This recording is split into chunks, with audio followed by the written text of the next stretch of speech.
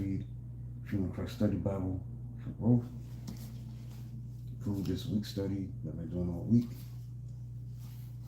35, living by faith, satisfaction, Ecclesiastes chapter 5, and verse 10. That'll be it for today. Just one chapter, one verse. Into Ecclesiastes chapter 5, verse 10.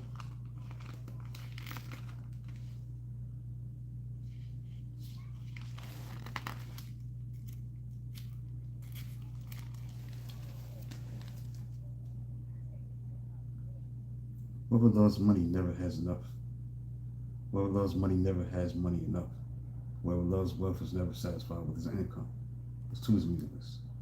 Quality is the key to understanding satisfaction. Satisfaction comes from living righteously, seeking to raise the level of quality in our relationships, services, and products.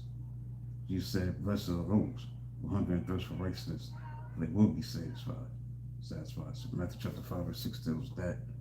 Do we believe that?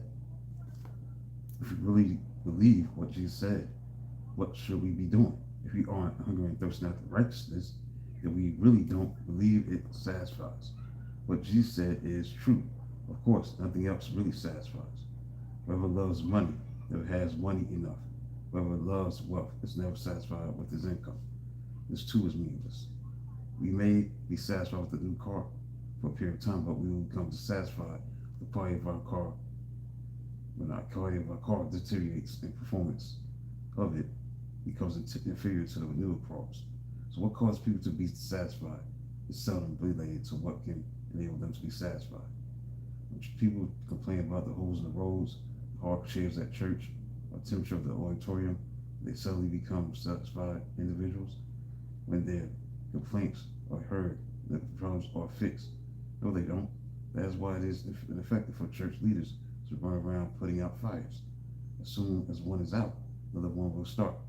They are investing their time in that which relates to dissatisfaction, rather than on that which causes people to be satisfied. You are satisfied by meaningful ministries that bear fruit, by your relationship with God and others. Seldom will you see a fruit-bearing Christian who isn't satisfied. Satisfaction relates to quality, not quantity. So to raise the level of satisfaction, one must focus on raising the quality. We will be a lot more satisfied if we do few things well, rather than if we do a lot of things in a mediocre way. The same holds true for relationships.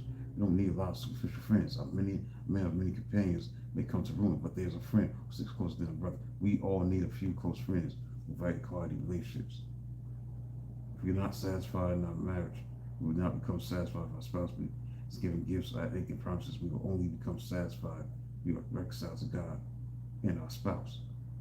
Quality, not quantity, is what Jesus modeled for us. He occasionally taught the multitudes and quit 70 workers, but he invested most of his time to 12 disciples. He selected only 3 of those 12 to be with him on the Mount of Transfiguration, in the Garden of Gethsemane.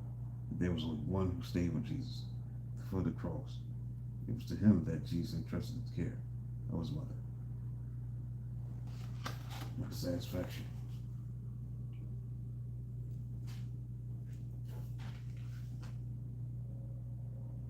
That's it. That concludes a look at Living by Faith, week 35. Include this week, and on Monday I'll be in the next study, week 36. That will be called Praising Our Faith. We read from Nehemiah chapter 4. So that's it. I'll be back at 11:45. The continuation of the book I started yesterday about the birth of the 4-3 defense, how 7 seasons that changed the NFL.